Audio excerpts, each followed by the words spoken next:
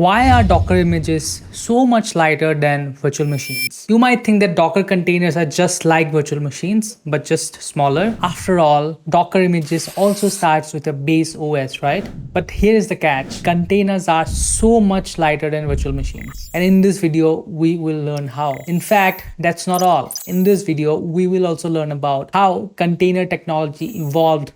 First, let's go back to early 2000s when internet was exploding. All the internet giants like Google, Amazon, eBay, Yahoo were scaling super hard, and Linux was at the heart of it. Engineers were running their applications on Linux. Each app is a Linux process which has access to the file system and the underlying hardware. But here's the problem.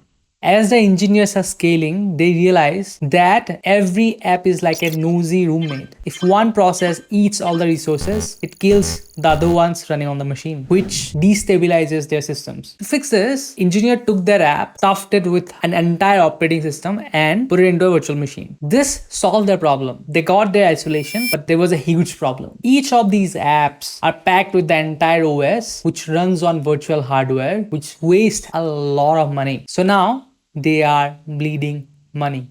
So in 2006, a Google engineer named Rohit Seth submitted a Linux kernel, which changed everything. They wanted to get rid of virtual machines for every single app. They wanted to stop the waste. They wanted to run multiple apps on the same system, but they still wanted isolation. This patch introduced C groups, which acts like a budget for Linux processes. It controls how much resource like RAM, CPU, or disk a process gets to consume. Combine that with namespaces, which gives each process its own private workspace. Think of namespaces as a walled off section for the file system, network, hostname, and process IDs. Together with C group and namespace gives you the first version of containers ever. It is called LXC or Linux containers. This was the technology that backed earlier versions of Docker. It was even used for Google's internal orchestration system called Borg, which later inspired Kubernetes, which was released in 2014. But when you do Docker run, how does your container actually comes into existence? Step 1.